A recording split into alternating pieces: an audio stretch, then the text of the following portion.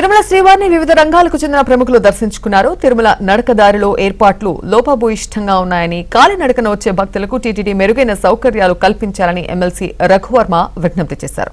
అన్నదానంలో నాణ్యత కలిగిన బియ్యాన్ని టీటీడీ వినియోగించాలని అన్నారు.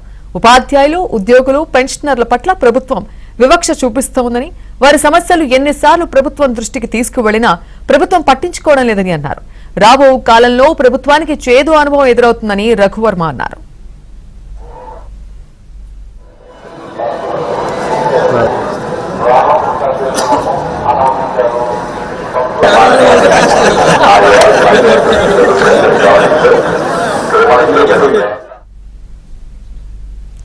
అటు తిరుమల శ్రీనివాసుని టీడీపీ ఎమ్మెల్సీ చిరంజీవిరావు దర్శించుకున్నారు. కుటుంబ సభ్యులతో కలిసి తిరుమలకు వచ్చిన ఆయన వీఐపీ బ్రేక్ లో తిరుమలేశుని దర్శించుకున్నారు. రాబోయే ఎన్నికల్లో జగన్ ప్రభుత్వానికి ఓటమి తప్పదని ఆయన అన్నారు.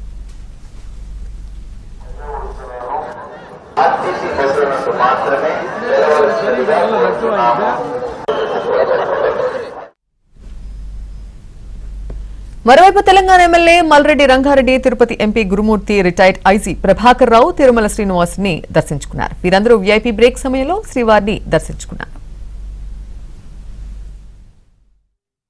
మా ఉపాధ్యాయులు అదేవిధంగా బంధువులు, మిత్రులతో రావడం జరిగింది. ఇప్పటికైతే మాత్రం భక్తులు కాలినడకకు వచ్చినటువంటి భక్తులకు మాత్రం కొంచెం ప్రత్యేకంగా ఏర్పాట్లు చేయవలసిన అవసరం అయితే ఎంతైనా ఉంది.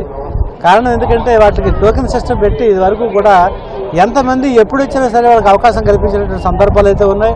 కానీ ఇప్పుడున్నటువంటి పరిస్థితుల్లో సుదూర ప్రాంతాల నుంచి భక్తులు మాత్రం కొన్ని సౌకర్యాలు మాత్రం లాభభూయిష్టంగా అయితే మాత్రం ఉన్నాయి. దీన్ని దేవస్థానం వారు ఒక మంచి పద్ధతిలో ఆలోచించి వారికి మంచి ఏర్పాట్లు చేస్తే భక్తులు ఆనందిస్తారు, ఆ స్వామివారిని దర్శించుకునే అవకాశం ఏర్పడుతుంది. మరి అదేవిధంగా ఎమ్మెల్యేలకు ఏంటంటే సిఫార్సు లెటర్ అనేవి మరి ఆ వారానికి 6 రోజులు ఇస్తూ ఉన్నారు. ఎమ్మెల్సీలకు మాత్రం ఏంటంటే ఓన్లీ 3 రోజులు 4 రోజులు ఇస్తున్నారు. ఇది కరెక్ట్ కాదు.